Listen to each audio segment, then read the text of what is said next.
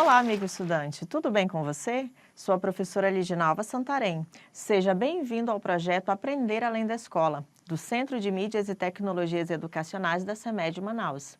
Hoje iremos estudar sobre diversidade. Então, vamos lá para a nossa hora de aprender?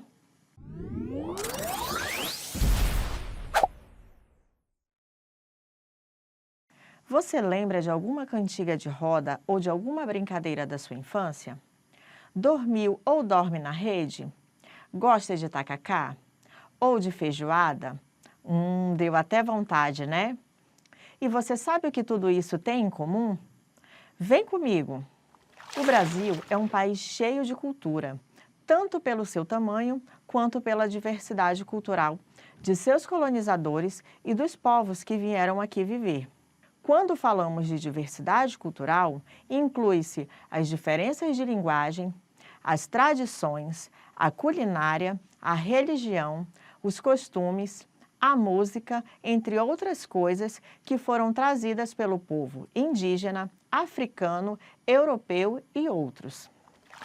Tendo como objetivo promover reflexões sobre diversidade cultural e racial existente no país, o Brasil está dividido em 26 estados e um Distrito Federal, que é uma unidade autônoma criada para abrigar a capital Brasília.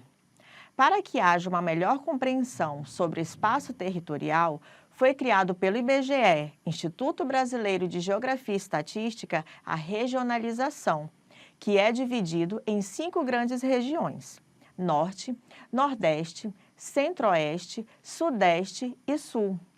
Cada região apresenta sua cultura, diversidade e características próprias. O termo cultura possui diferentes significados. Pode ser entendido como conjunto formado por língua, origens geográficas, crenças, hábitos, manifestações artísticas e tradições que caracterizam uma sociedade.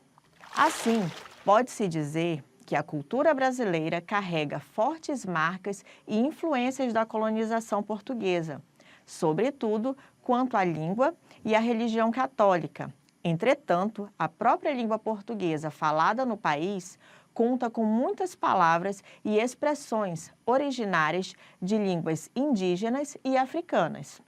Há também religiões afro-brasileiras e hábitos culturais herdados dos indígenas, como dormir em rede ou ter a mandioca como alimento básico. Agora que já vimos o que é cultura e vimos um pouco da diversidade em nosso país, vamos detalhar um pouco mais sobre essas contribuições de diferentes povos para a formação de nossos costumes e formação de nossa identidade. Vamos conhecer alguns deles. Indígenas. A população indígena compõe uma das expressões mais importantes do espaço geográfico e cultural brasileiro. Apesar do processo de colonização ter sido responsável por dizimar boa parte dessa população, bem como ter operado a quebra de seus costumes, muitos de nossos hábitos, manias e expressões estão relacionados com eles. Dessa forma, podemos dizer que as culturas e falas dos índios estão presentes em todos os brasileiros. A cultura indígena é diversa e cada etnia tem seus hábitos próprios e um jeito de se relacionar com o mundo.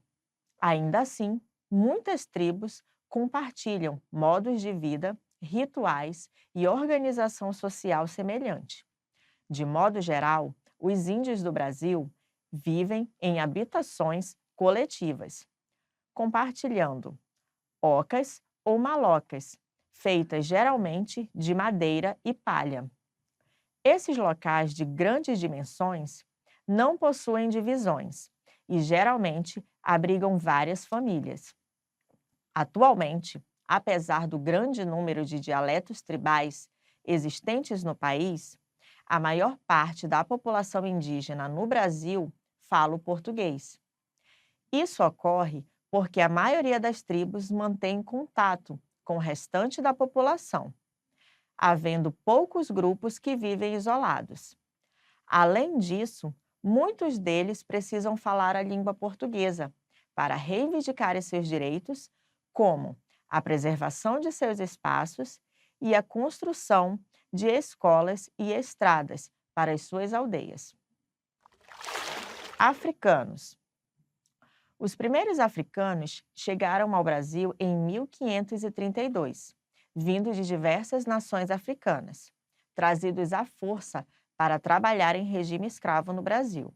Usado inicialmente nas lavouras de cana-de-açúcar e, no século XVIII, na retirada de metais preciosos, o trabalho escravo foi empregado para baixar os custos da produção colonial e, assim, aumentar os lucros do comércio português. Além disso, o tráfico negreiro era um negócio altamente lucrativo para os comerciantes e a coroa portuguesa. Eles realizavam diferentes tipos de trabalho, tanto nas zonas rurais, nos engenhos de açúcar, quanto nas urbanas, onde eles atuavam, por exemplo, como vendedores ambulantes para seus senhores. A escravidão dos africanos no Brasil não ocorreu sem resistência. Muitos grupos enfrentaram os senhores de escravos, fugiram e construíram comunidades, como o Quilombo dos Palmares, na região de Alagoas. Festividades, cantos, danças e lutas, como a capoeira, eram uma forma de os povos africanos reforçarem sua identidade e sua religião. Europeus. Os povos de etnia branca que vieram para o Brasil exerceram forte influência na caracterização do que é o povo brasileiro. Um exemplo é o processo de miscigenação desses povos com os negros africanos e indígenas, que marca a origem de diversos brasileiros. Esses povos faziam parte de vários grupos, mas a maioria era constituída por europeus de diferentes nacionalidades.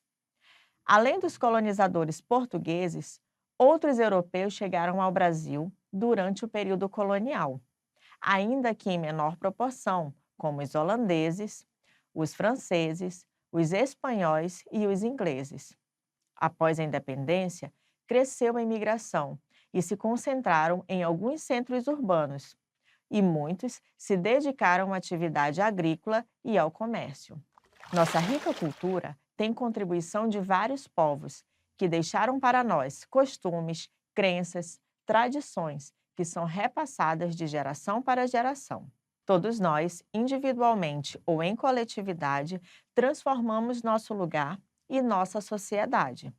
Essa transformação pode ser rápida ou lenta e ocorre das mais diversas formas. E o melhor de tudo é saber que fazemos parte desse processo. Desse modo, tais elementos constituem o que é chamado de identidade cultural brasileira. Quando se fala em identidade, faz-se referência ao fato de que todo brasileiro, independentemente das diferenças ou desigualdades existentes, sente-se como membro de uma mesma cultura, compartilhando hábitos e valores, com as várias trocas que aqui ocorreram, formando uma identidade cultural baseada na diversidade. Como é gostoso aprender, não é mesmo? Agora que você já sabe sobre a origem de nossos costumes e tradições e os povos que contribuíram para a formação de nossa identidade, vamos testar nossos conhecimentos? Chegou a hora da atividade.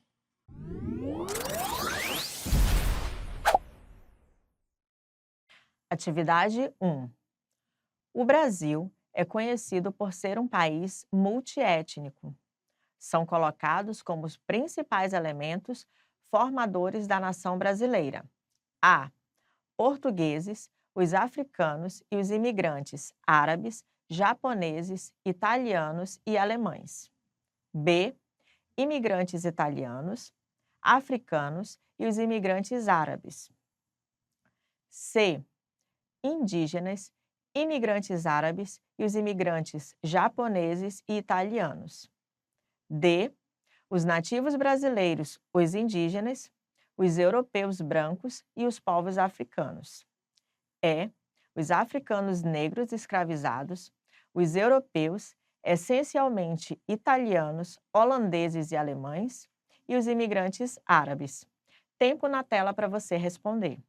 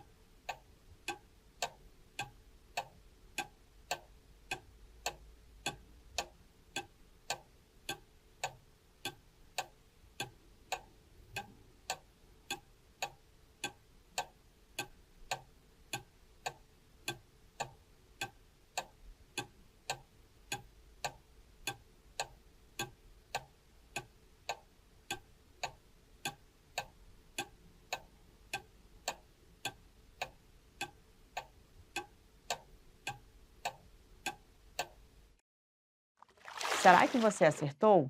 A resposta correta é alternativa D, os nativos brasileiros, os indígenas, os europeus brancos e os povos africanos. Atividade 2.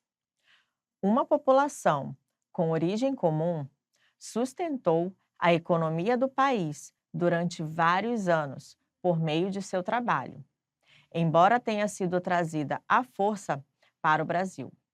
Boa parte de nossa cultura, práticas sociais, religiões, tradições e costumes está associado a valores oriundos desse povo. O texto acima faz referência a que elemento étnico constituinte da população brasileira? A. Imigrantes árabes. B. Africanos. C. Imigrantes japoneses. D. Indígenas. E. Alemães e italianos. Tempo na tela para você responder.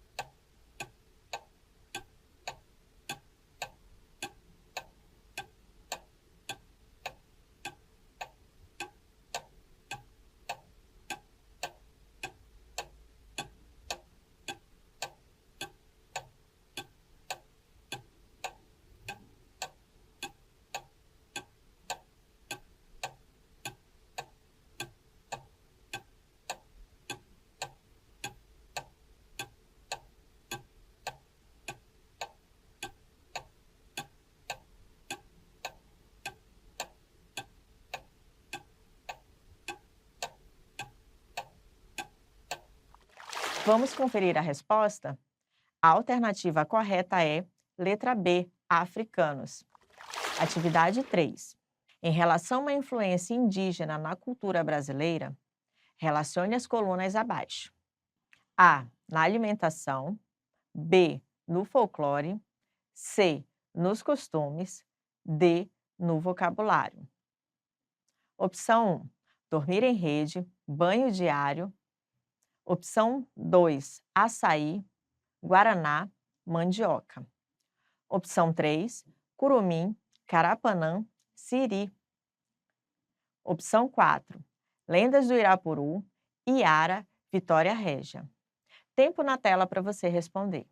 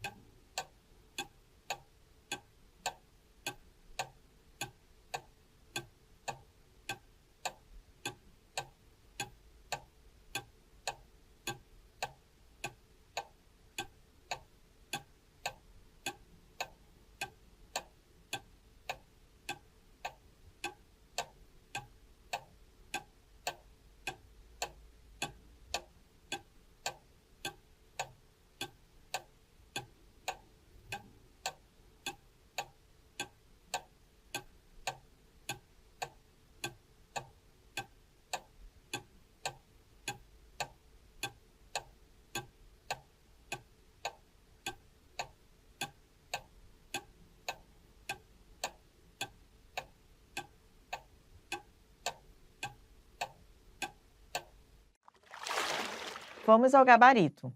Na alimentação, letra A corresponde a açaí, guaraná e mandioca. No folclore, alternativa B corresponde lendas do Irapuru, Iara e Vitória Régia. Na alternativa C, nos costumes, corresponde a dormir em rede e banho diário. Na alternativa D, no vocabulário, corresponde a curumim, carapanã e siri. Atividade 4. A escravidão indígena, adotada no início da colonização do Brasil, foi progressivamente abandonada e substituída pela africana, entre outros motivos devido, letra A, ao constante empenho do papado na defesa dos índios contra os colonos, letra B, a bem-sucedida campanha dos jesuítas em favor dos índios, letra C, aos grandes lucros proporcionados pelo tráfico negreiro aos capitais particulares e à coroa, letra D, ao desejo manifestado pelos negros de emigrarem para o Brasil em busca de trabalho. Tempo na tela para você responder.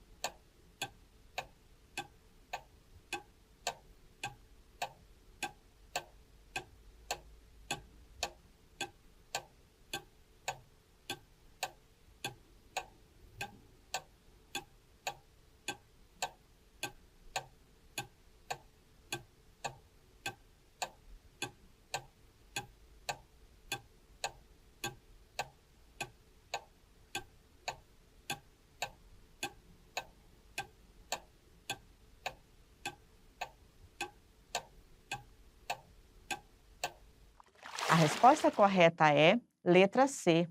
De fato, a conversão dos africanos em escravos consolidava uma rica atividade lucrativa em que os portugueses tinham a oportunidade de abrir caminho para outro negócio de exploração relacionado à colonização. Além disso, devemos destacar uma justificativa de natureza religiosa, como a presença de muçulmanos no continente africano, que explicava a escravidão como sendo um castigo de Deus dirigido contra os infiéis africanos. Agora, vamos lembrar um pouco do que vimos na aula de hoje? Chegou a hora da revisão.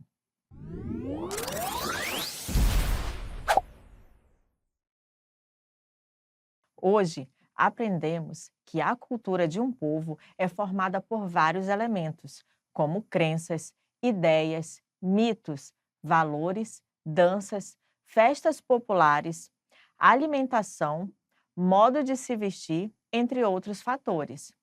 É uma característica muito importante de uma comunidade, pois a cultura é transmitida de geração em geração e demonstra aspectos locais de uma população. O Brasil, por conter uma grande dimensão territorial e uma população numerosa e miscigenada, com grande quantidade de descendentes de europeus, africanos, asiáticos e índios, apresenta uma vasta diversidade cultural no seu povo. E chegamos ao fim.